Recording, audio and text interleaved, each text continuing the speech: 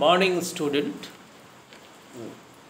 कबीर की साखियाँ जो चैप्टर है, इस चैप्टर को पहली कक्षा में हमने जो लाइव क्लास था उसमें हमने डिस्कस किया था।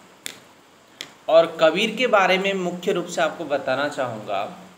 कबीर हिंदी साहित्य के निर्गुण शाखा के कवि हैं। निर्गुण, उनके अनुसार ईश्वर का ना कोई रंग है ना कोई रूप है, अर्थात उनका ईश्वर हर जगह व्याप्त है। कबीर मानते हैं कि उनका जो राम है, जो ईश्वर है, वह हर कण कण में व्याप्त है। उसके लिए हमें मंदिर मस्जिद में जाने की आवश्यकता नहीं है। तो कबीर की साखियाँ जो है, इसको साखियाँ इसलिए कहा जाता है, अर्थात ये प्रत्यक्ष ज्ञान, ये जो है कि साक्षी मानकर उपदेश के रूप में कबीर ने सबको दिया है। अर्थात ये किसी से सुनी सुनाई बातें नहीं है, साक्षात कबीर ने इसको अनुभव किया है और इसे सभी को बताया है। तो कबीर की साखियाँ जो है, इसको हम लोग आज समझने का प्रयास करेंगे। और जो भी क्वेश्चन आंसर है उसको मैं पीडीएफ के रूप में दूंगा, उसे आप अपने कॉपी पर लिखिए और मुझे गूगल क्लासरूम के माध्यम से सबमिट कीजिए। तो पहला दोहा हम देखते हैं। जाति न पूछो साध की, पूछ लीजिए ज्ञान, मोल करो तरवार का, पड़ा रहन दो म्यान। कहने का अर्थ है, जाति न पूछो साध की। जो साधु है, जो ज्ञानी व्यक्ति है या जो मनुष्य है, उससे हमें उसके जाति को नहीं पूछना चाहिए। पूछ लीजिए ज्ञान, उसके ज्ञान को हमें देखना चाहिए। मोल करो तरवार का, पड़ा रहन दो म्यान। तलवार का मोल होना चाहिए, न कि वो तलवार किस मयान में रखी गई है, वो मयान जिसमें तलवार रखी गई है वह कितनी सुंदर है, इससे हमें कोई फर्क नहीं पड़ता। अर्थात कबीर कहते हैं हमें मनुष्य के आंतरिक गुणों को, अंदरूनी जो इनर क्वालिटी है उसको देखना चाहिए, न कि उसके जाति, धर्म, उसके कपड़े को, उसके वेशभूषा को हमें ध्यान नहीं देना चाहिए। लाइव क्लास में ऑलरेडी मैंने एक्सप्लेन किया था, तो इसलिए मैं इसको जो है कि जल्दी से मैं इसको एक्सप्लेन कर दूंगा। आप लोग वीडियो को देख लेना और जो क्वेश्चन आंसर है उसको आप पीडीएफ के रूप में मैं दूंगा, लिख लेना है उसको। आवत गाड़ी एक है, उल्टत हुई अनेक, कहा कबीर नहीं उल्टिए, वही एक ही एक। कबीर कहते हैं आवत गाड़ी एक है। कोई हमें अगर एक अपशब्द कहता है, गाली देता है, अगर हम भी उसे अपशब्द कहेंगे तो क्या होगा? उल्टत हुई अनेक, अनेक हो जाएंगे। वो मुझे कहेगा, मैं उसे कहूँगा।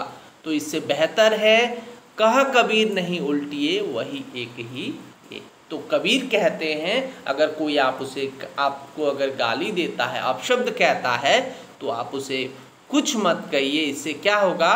वह गाली वहीं समाप्त हो जाएगी, वह अपशब्द वहीं समाप्त हो जाएगा। अगर आप भी अपशब्द कहेंगे तो फिर से वो बात बढ़ेगी और एक दूसरे में अपशब्दों का आदान प्रदान और अधिक हो जाएगा।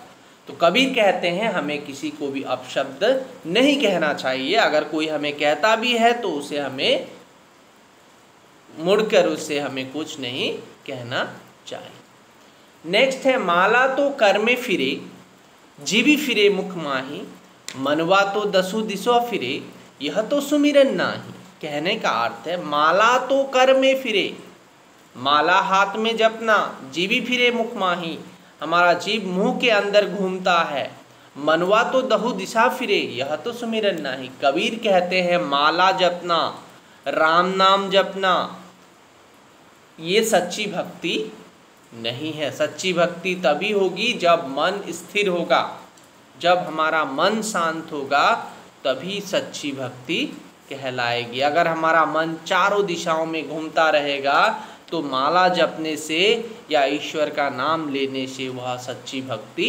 नहीं होगी। नेक्स्ट है, कबीर घास न निंदिए, जो पाँव तली हुई, उड़ी पड़े जब आँखी में, खरी दुहेली हुई। कबीर कहते हैं कबीर घास न निंदिए, घास की भी उपेक्षा नहीं करनी चाहिए, घास की भी निंदा नहीं करनी चाहिए। जो पाँव तली हुई, जो पैरों के नीचे होती है, उड़ी पड़े जब आँखी में, खरी दुहेली हुई, कबीर कहते हैं हमें उस घास की भी निंदा नहीं करनी चाहिए जो हमारे पैरों के नीचे होती है, क्योंकि वही घास जब उड़कर हमारे आँखों में पड़ती है तो बहुत दुख दे सकती है। अर्थात हमें किसी भी कमज़ोर व्यक्ति को, किसी भी दुर्बल व्यक्ति को हमें अपमानित नहीं करना चाहिए, क्योंकि समय बलवान है, कभी वो महान हो सकता है और आपको भी वो कष्ट दे सकता है। दूसरा है जग में बेरी कोई नहीं जो मन शीतल होए। कबीर कहते हैं जग में बेरी मतलब दुश्मन कोई नहीं जो मन शीतल होए। जिसका मन शीतल होता है उसका इस संसार में कोई भी दुश्मन नहीं है। या आपा को डारी दे दया करे सब कोई। ऐसा व्यक्ति क्या होता है, अहंकार को उसमें या आपा को डारी दे दया करे सब कोई। जो मन व्यक्ति का मन शीतल होता है उसमें अहंकार की भावना नहीं होती है और वह सब पर दया करता है, ऐसे व्यक्ति का इस संसार में कोई भी बेरी, कोई भी दुश्मन नहीं होता। अर्थात कबीर कहते हैं जिसका मन शीतल होता है, जिसमें अहंकार की भावना नहीं होती, जो सब पर दया करता है, ऐसा व्यक्ति क्या होता है, ऐसे व्यक्ति का संसार में कोई शत्रु या फिर बेरी नहीं होता।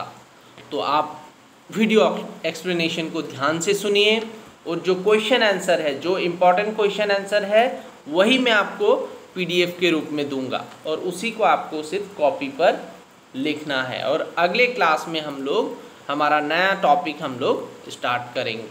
Thank you.